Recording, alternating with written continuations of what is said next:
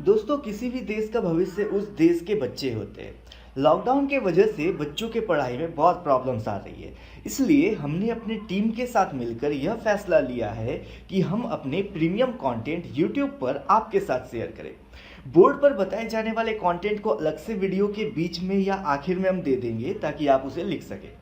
दोस्तों, ये कंटेंट बनाने के लिए बहुत मेहनत करनी पड़ती है। आपके लाइक, आपकी तारीफ और जब आप अपने दोस्तों के साथ इसे शेयर करते हैं हमें अच्छा लगता है और हम और अच्छा कंटेंट बनाने की कोशिश करते हैं। इसके अलावे अगर आप कुछ पूछना चाहे, कोई सुझाव देना चाहे या नेक्स्ट वीडियो किस टॉपिक पर आप देखना चाहते हैं, इसके लिए आप हमें कमेंट कर बता सकते हैं।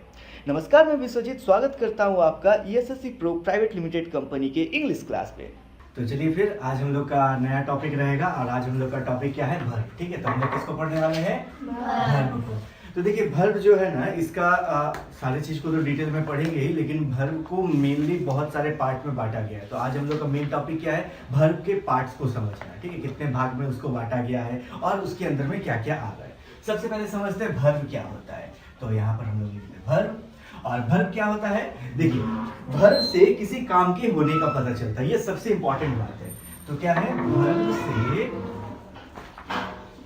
किसी काम के होने का पता चलता है। ठीक है, तो ये हो गया हम लोग का पॉइंट नंबर 1। इसके साथ साथ क्या है? वर्ब से किसी घटना के समय का भी पता चलता है। ठीक है, तो हम लोग का क्या हो रहा है? वर्ब से किसी घटना के समय का पता चलता है, यानी कि किस समय में कौन सा काम हुआ। जैसे अगर हम बोलते हैं कि मैंने खेला, तो क्या है? अभी खेल रहे या खेल चुके थे?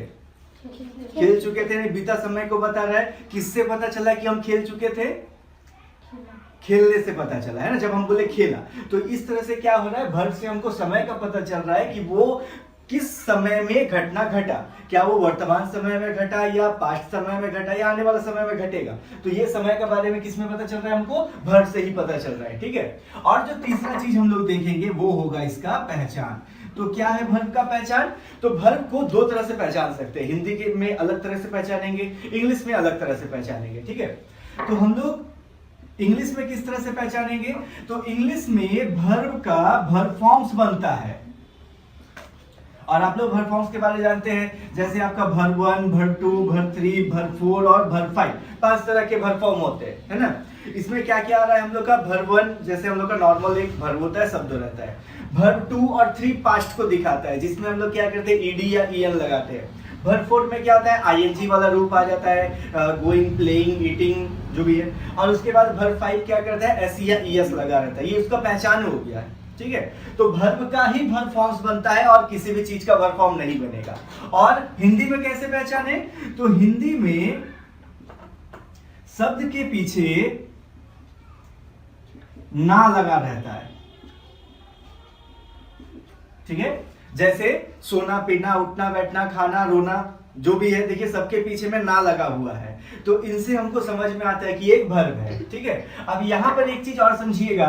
जैसे मान लीजिए कि हम लोग क्या हो गया? उठना, पीछे में ना लगा हुआ है, वर्ब का पहचान हो रहा है। ठीक है, वर्ब है। सोना, इसमें भी ना लगा हुआ है, तो हम लोग का वर्ब का पहचान हो रहा है। ठीक है, लेकिन इसी के साथ हम लोग यहाँ पे बोल दे अगर पटना, तो देखिए यहाँ पे क्या ना लगा हुआ है, लेकिन ये क्या है? एक जगह को बता रहा है। और हम लोग क्या जानते हैं? जगह को बताना किस में आएगा? हम लोग का नाउन में आएगा। बहुत बढ़िया।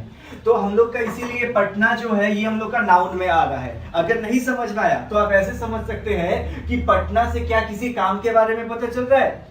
नहीं पता चल रहा। लेकिन उठने से हमको पता चल रहा है कि उठने का काम, सोने से पता चल रहा है सोने का काम। ठीक है, चलना, पीना, बैठना, जो कुछ भी करना है, इसमें किसी न किसी काम को दिखा रहा है। इसी जगह पर अगर हम सोना बोल दे, अब ये कौन सा सोना? पहनने वाला सोना। ठीक है, अब सोना क्या? एक वस्तु। हालांकि इसमें भी ना लगा हुआ है, लेकिन ये क्या? एक वस्तु जो चला जाएगा नाउन में। अब सोना को हम लोग क्या बोलेंगे? गोल्ड। तो क्या गोल्ड का वर्ब फॉर्म्स बनता है? गोल्ड, गोल्ड, गोल्डेड, गोल्डिंग, गोल्ड्स, ऐसा बना क्या कभी? नहीं, क्योंकि ये वर्ब है ही नहीं, तो कहां से बनेगा?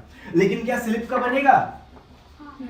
तो स्लिप का बनता है? स्लिप, स्लेप्ट, स्लीपिंग, स्लेप्स करके बनेगा उसका, है कि नहीं। तो इसमें हम लोग दो तरह से समझ रहे हैं। एक तो इंग्लिश में अगर देखें तो वर्ब फॉर्म बनेगा, और हिंदी में अगर हम देखें तो सबके पीछे में ना लगा रहेगा।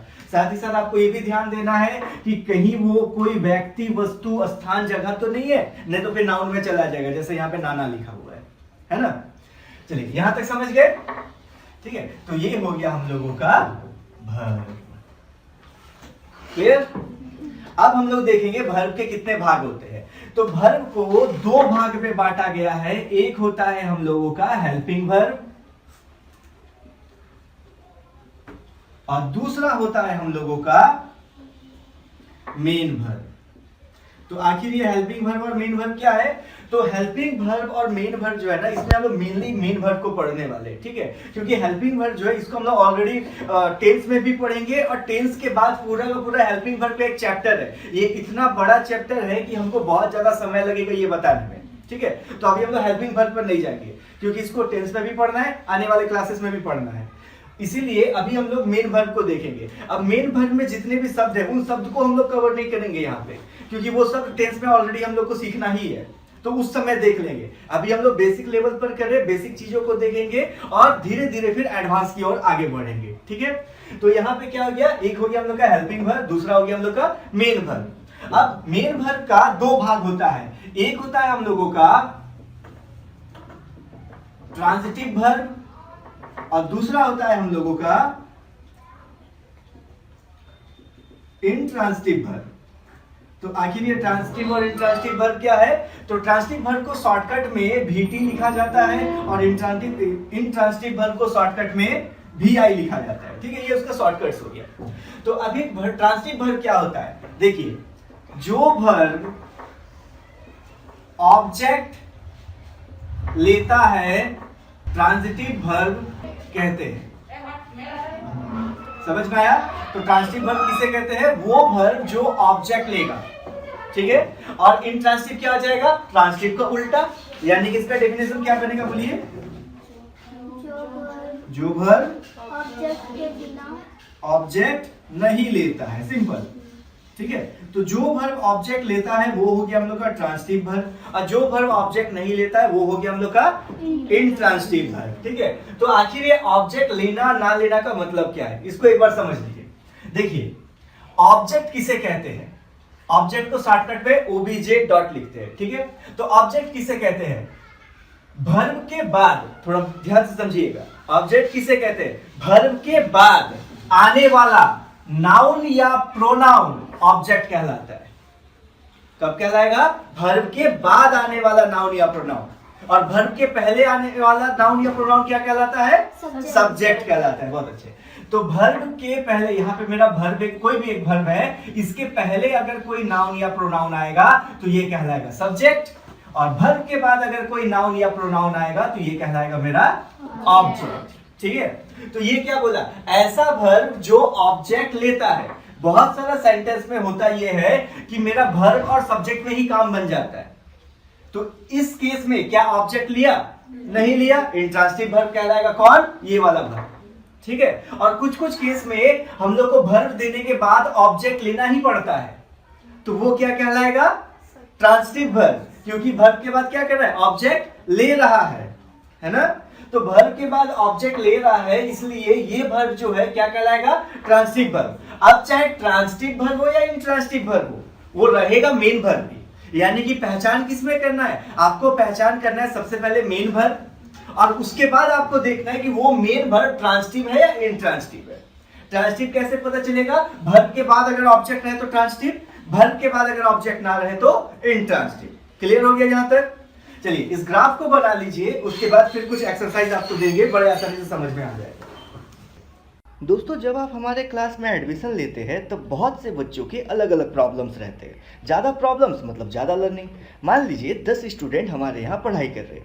10 स्टूडेंट के पास एक एक प्रॉब्लम है, लेकिन जब हम इन प्रॉब्लम्स को सॉल्व करना शुरू करते हैं तो 10 स्टूडेंट को 10 नए नॉलेज मिले। इस तरह आप हमारे ऑफलाइन क्लास को ज्वाइन कर बहुत डीप में इंग्लिश सीख सकते हैं। चलिए फिर आगे बढ़े। तो अब तो हम लोग यहाँ पर ये देख लिए कि वर्ब क्या होता है, और अब हम लोग यहाँ पर समझने वाले हैं कि ट्रांजिटिव वर्ब और इंट्रांजिटिव वर्ब को, ठीक है। तो इसके लिए कुछ एग्जांपल ले लेते हैं। तो सपोज मेरे पास पहला सेंटेंस है कि पुलिसमैन चेस्ड द थीफ। ठीक है।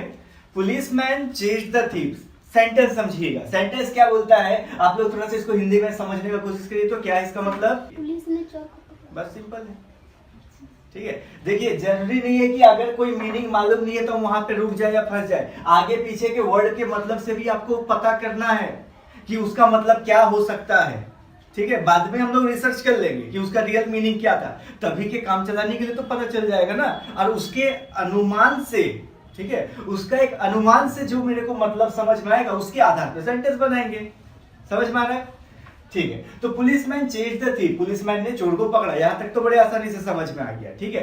अब आपको क्या करना है, सबसे पहले तो मेन वर्ब कौन सा है उसको पकड़ना है। तो इस सेंटेंस में मेन वर्ब कौन है, हम अभी क्या बताते हैं, मेन वर्ब का पहचान यहां पर चेस्ड होगा, ठीक है। क्योंकि क्या बताए थे, ईडी लगा रहेगा तो वर्ब फॉर्म ही होता है जिसमें ईडी लगता है, ठीक है। और वर्ब फॉर्म किसका बनता है, मेन वर्ब्स का ही बनता है।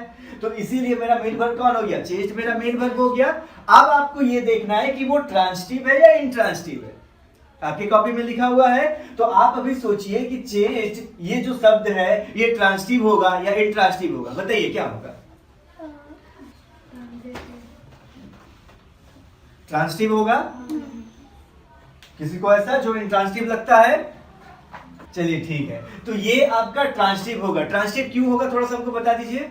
क्योंकि ऑब्जेक्ट है। ऑब्जेक्ट कौन है, मैं पुलिसमैन।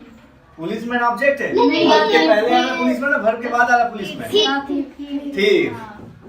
तो यहाँ पर हम देख रहे हैं कि चेस्ड के बाद एक नाउन या प्रोनाउन जो आ रहा है वो है मेरा थीफ, है ना। तो वर्ब के बाद जो नाउन या प्रोनाउन आता है ये मेरा ऑब्जेक्ट कहलाता है, हम लोग पहले भी पढ़े। तो वर्ब के बाद ऑब्जेक्ट लिया ना नहीं लिया, लिया। तो इसीलिए ये वाला वर्ब कौन सा वर्ब होगा, वर्ब ट्रांजिटिव, ठीक है। ओके, एक और सेंटेंस आपको हम दे रहे हैं यहाँ पे। सेंटेंस है टाइटैनिक सैंक सडनली, ठीक है। अब हमको बताइए मेन वर्ब कौन है इसमें, पहले मेन वर्ब का पहचान करिए। सैंक, ठीक है। सैंक का मतलब क्या हुआ, यहाँ पे सेंटेंस पढ़ के मीनिंग बनाने का कोशिश करिए। सडनली मतलब अचानक, अचानक, अचानक डूबा। डूबा, मिल गया ना, ऐसे सोचना है, ठीक है। तो टाइटैनिक सैंक सडनली, टाइटैनिक अचानक डूब गया, ठीक है। तो आप लोग क्या बताए, मेन वर्ब कौन है इसमें, सैंक मेन वर्ब है। अब बताइए वो किस में जाएगा, ट्रांजिटिव में जाएगा ना इंट्रांजिटिव में जाएगा, इंट्रांजिटिव में जाएगा। क्यों जाएगा, ऑब्जेक्ट नहीं।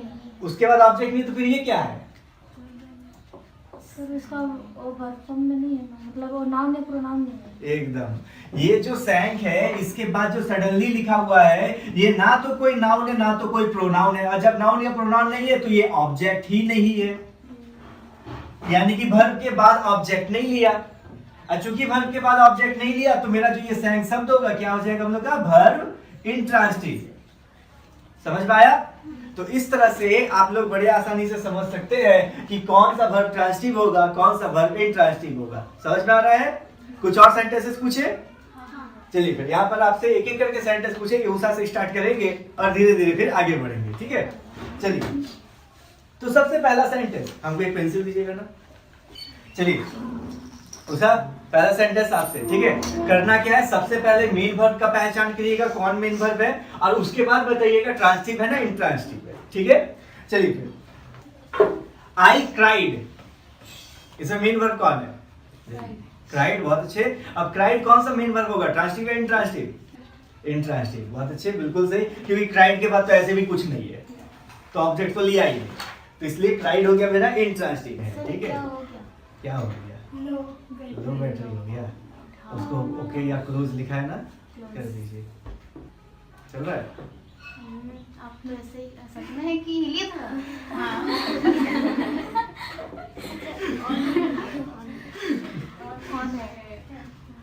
चलिए जाने दीजिए, ठीक है। तो यहाँ पर आपका क्या हो गया, हम लोग का जो है मूव द चेयर, तो चेयर एक ऑब्जेक्ट है जो किसके वजह से आ रहा है, हम लोग का मेन वर्ब के तुरंत बाद आ रहा है, यानी कि जो हम लोग का मूव है ये मेन वर्ब हो गया, और मेन वर्ब के बाद डायरेक्ट एक ऑब्जेक्ट लिया जा रहा है। फिर से सुनिए, बहुत इंपॉर्टेंट है। यहाँ पे मूव्ड है मेरा मेन वर्ब, मूव्ड के बाद डायरेक्ट एक ऑब्जेक्ट लिया जा रहा है चीयर, यानी कि आपका ये ट्रांजिटिव वर्ब तब बनेगा जब मेन वर्ब के बाद डायरेक्ट एक ऑब्जेक्ट लिया जाएगा, किसी के सहायता से ऑब्जेक्ट नहीं लिया जाएगा, डायरेक्ट एक ऑब्जेक्ट लेगा, तब जाके आपका मूव्ड जो है ये शब्द बनेगा ट्रांजिटिव वर्ब। समझ में आया?